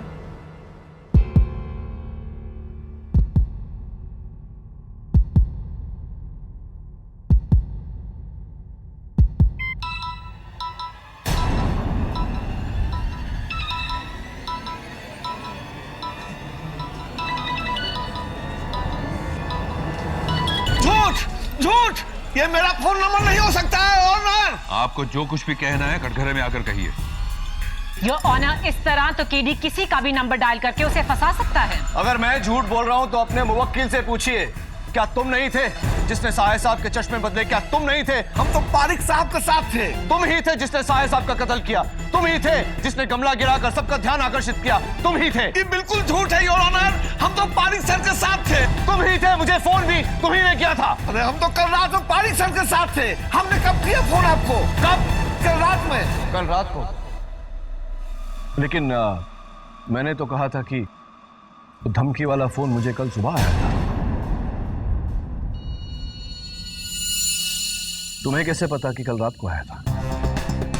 केडी, ये धमकी सुबह आई थी या रात को? योर ऑनर, धमकी वाला फोन मुझे कल रात को आया था। जैसे कि मैंने कहा कि प्राइवेट नंबर से था, इसलिए वो नंबर मेरे पास नहीं। लेकिन जिस तरह से उस आदमी ने सहाय साहब को सहाय सर कहकर पुकारा, जो सिर्फ अब तक एक ही आदमी उन्हें पुकारता है, अशोक मंकड़, मेरा छोटा सा शक अब यकीन में बदल गया है।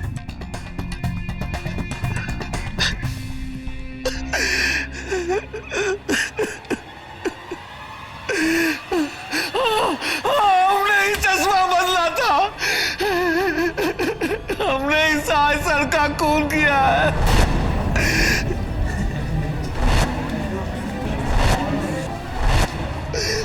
धमकी भी मैंने दी।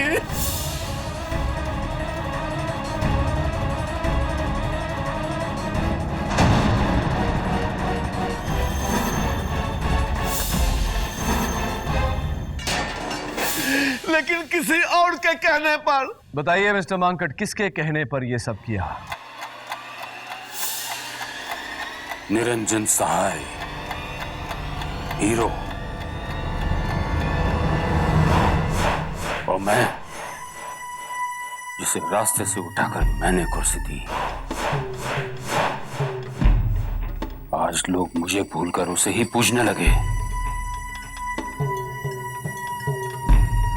धीरे धीरे अब वो मुझे टक्कर देने लगा है। कल को अगर वो सीएम बन गया तो मेरे सर पर तांडव करेगा। मुझे चेले चाहिए, गुरु नहीं। भानुदास पारेख सिर्फ एक है, दूजा कोई बनना चाहे तो वो उसे बिगाड़ देता है।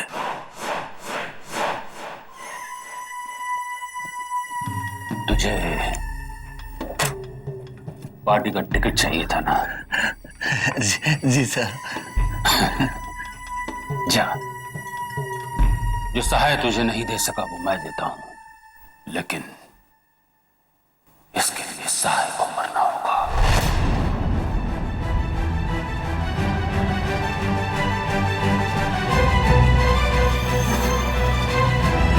अदालत का फैसला है कि मुलजिम चंदू उर्फ चंदन मुंशी को कत्ल के इल्जाम से बरी किया जाए और केवल चोरी के इल्जाम की कार्रवाई हो। और अदालत पुलिस को हुक्म देती है कि जगन और अशोक मंकड़ के साथ साथ जल्द से जल्द प्रजामन पार्टी के प्रेसिडेंट भानुदास पारेख को गिरफ्तार किया जाए।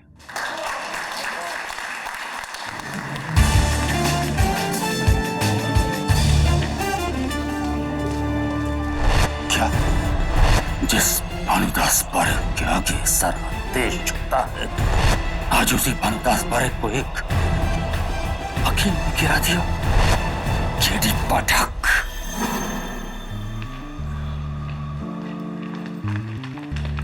बधाई हो केडी, आपने तो अनहोनी को होनी कर दिया। हारी हुई बाजी पलटकर एक बार फिर जीत आपकी। आज न मेरी जीत हुई है न प्रोसिक्यूशन की हार। आज सत्य जीता है। सत्यमेव जयते, सत्यमेव जयते।